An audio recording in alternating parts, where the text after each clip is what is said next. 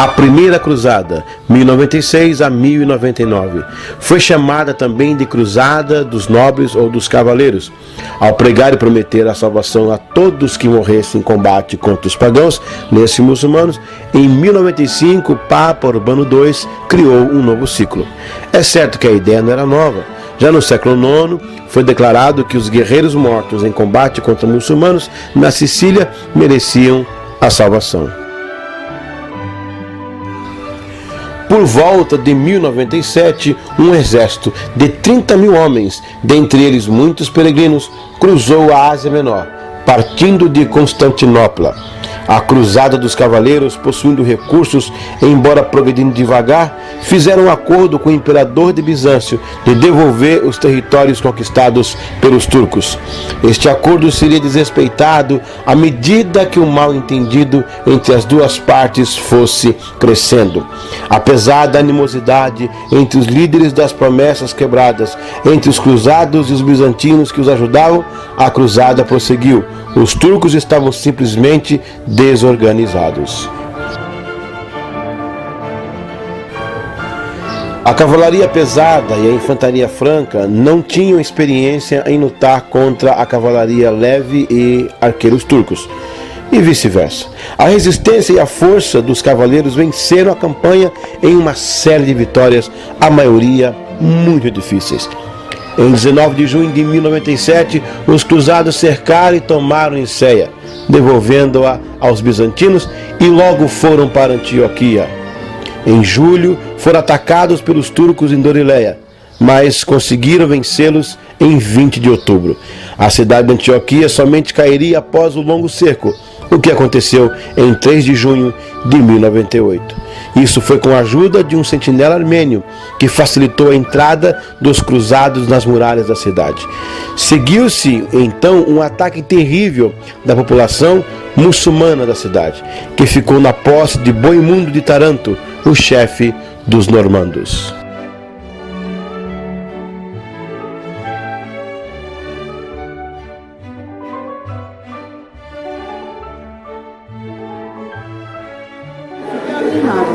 Então o que eles fizeram? Uma pessoa deixava dinheiro lá na Europa, concentrado, deixaram que eles são satanistas e tudo isso, mas não é por isso. Então, uma das coisas que se fala sobre essa sala também, que acreditam que o estilo gótico começou por aqui. Porque o que se vê aqui é uma coisa que é uma mistura entre o estilo romanesque e o estilo gótico. É verdade. Eu reparei que é onde nós estamos agora. É verdade.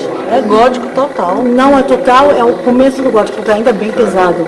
O gótico é mais delicado, é mais alto, é mais fino, é mais janelas. Mas as igrejas góticas não, as igrejas góticas têm, o que tem é esse tipo de arcos. Mas as góticas são bem mais altas. Sim, quase não tem parede, a maioria já é de traje. E eles não têm, as colunas são desse tamanho. Isso daqui é mais o de antes, os romanescos. Mas o que passou é que disseram que aqui começou o estilo. Ah, sim. Não tenho certeza porque o estilo verdadeiro começou lá na França, em Saint-Denis, em Paris.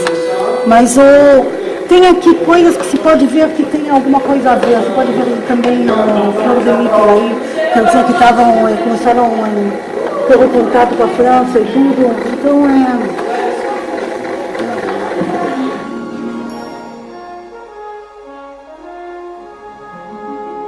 Godofredo de Bulhão, após longo cerco, conquistou Jerusalém, atacando uma guarnição fraca em 1099.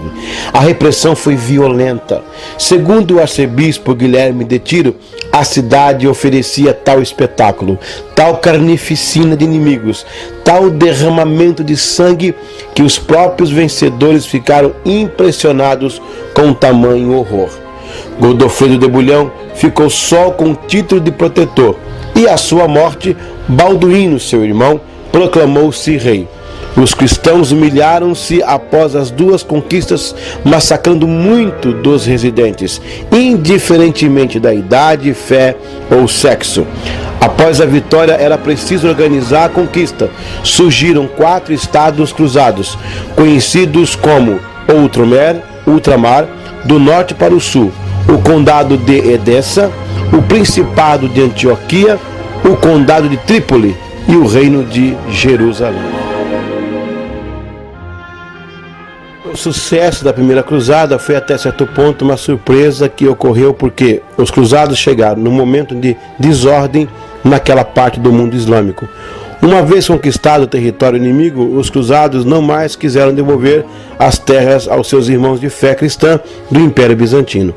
Muitos dos combatentes retiraram-se uma vez conquistada Jerusalém, incluindo os grandes senhores, mas um núcleo ficou. Cálculos chegam a falar de algumas centenas de cavaleiros e 1 milhar de homens a pé.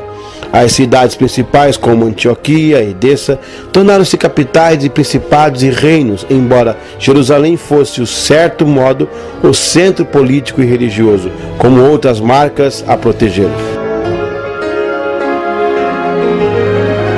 Os reinos cruzados localizavam-se em sua maioria no litoral, pelo qual eles podiam receber suprimentos e reforços, mas as constantes incursões e o infeliz populacho mostravam que eles não eram um sucesso econômico.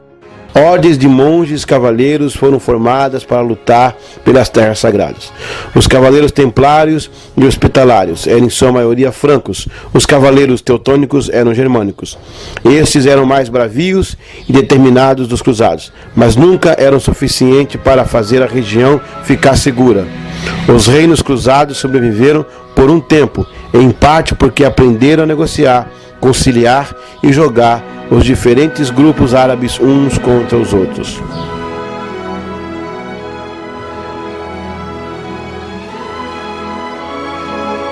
Por volta do ano 1100, uma nova expedição partiu. Chegando a Constantinopla, levantaram discussões com os bizantinos que estavam fartos de ter aqueles vizinhos incômodos que pilhavam a terra, portavam-se de uma forma brutal em guerra e ficavam com tudo que conquistavam. Nesse interim, os turcos estavam unificando-se para tentar responder a essas ameaças. Em Mercivan, esmagaram um dos exércitos cristãos, o dos lombardos e francos, que foram abandonados pelos seus líderes e cavaleiros que fugiram. Estes foram severamente criticados pela fuga, assim como Aleixo, imperador de Bizâncio, por não ter dado apoio. Outro grupo, o exército de nível mais, também foi destruído de forma similar, com fuga de líderes incluída. A expedição em Aquitânia portou-se melhor, ao menos os cavaleiros ficaram a combater e morrer juntamente com o povo.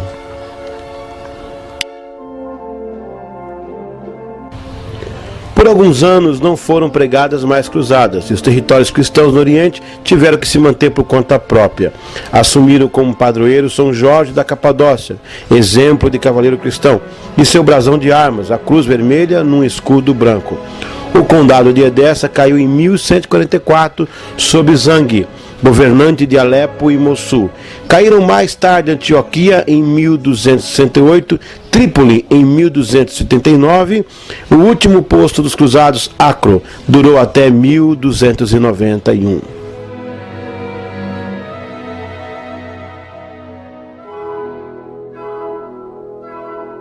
A Segunda Cruzada, 1147 a 1149. Em 1145 foi pregada uma nova cruzada por Eugênio III e São Bernardo. A perda do condado de Edessa provocou a organização desta cruzada. Desta vez foram reis que responderam ao apelo: Luís VII da França e Conrado III do Sacro Império.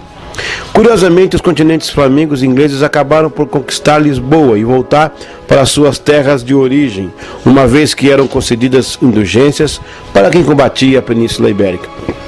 O exército de Conrado acabou esmagado pelos turcos no momento de repouso. O que sobrou juntou-se aos franceses, com o apoio dos templários. Com algumas dificuldades de transporte, mais uma vez uma parte do exército teve que ser abandonada para trás, sobretudo os plebeus a pé, e estes tiveram que abrir caminho contra os turcos.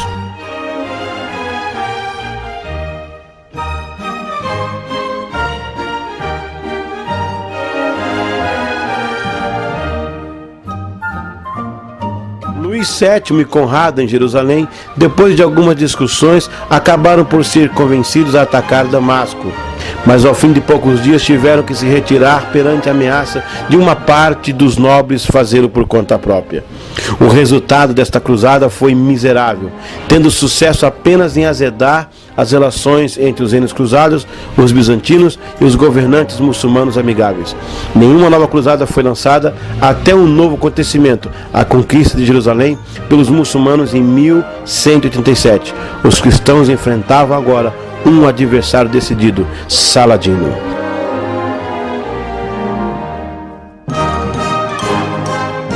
A terceira cruzada, pregada pelo Papa Gregório VIII, após a tomada de Jerusalém pelo sultão Saladino em 1187, foi denominada Cruzada dos Reis.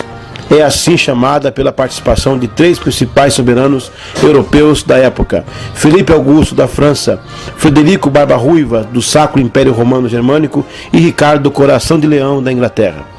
O imperador Frederico Barba-Ruiva, atendendo aos apelos do Papa, partiu com o contingente alemão de Ratisbona e tomou o itinerário danubiano, atravessando com sucesso a Ásia Menor.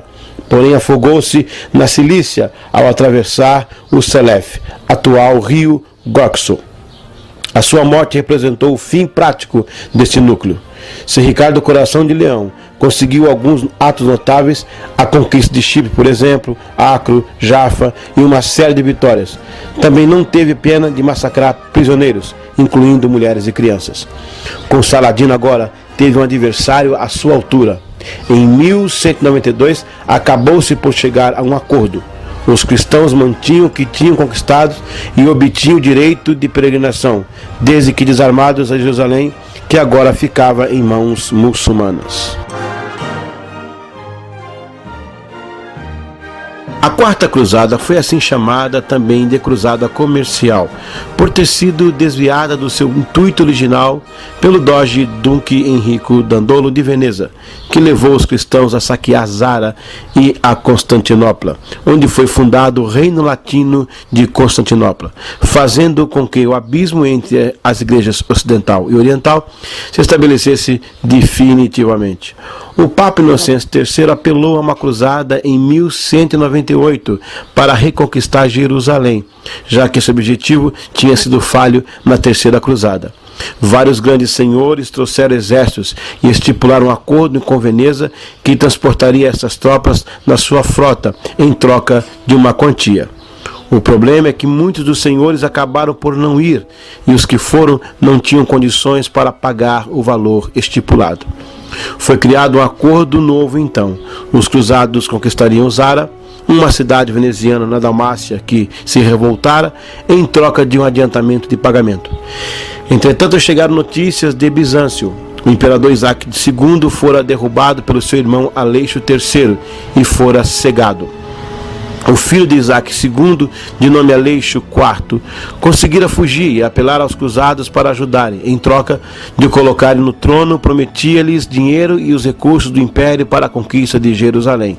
Os cruzados aceitaram a proposta e foram para que isso pudesse resolver os seus problemas. Assim partiram em 1212. A cidade foi conquistada e depois de deixarem passar o inverno, atacaram Constantinopla. A cidade resistiu, mas o imperador Aleixo III acabou por fugir com o tesouro da cidade. Com novos impostos a serem pagos aos cruzados, rapidamente a população ficou à beira da revolta. Aleixo V, um parente afastado, fez um golpe matando Aleixo IV e colocando novamente na prisão Isaac II, que fora libertado pelos cruzados e governara com o filho. Os cruzados decidiram então conquistar em proveito próprio o império. Nomearam o imperador latino e dividiram os territórios. Aleixo fugiu com algum tesouro da cidade e a cidade foi saqueada pelos latinos durante 3 dias consecutivos. Estátuas, mosaicos, relíquias, riquezas acumuladas durante quase 1 milênio foram pilhadas ou destruídas durante os incêndios.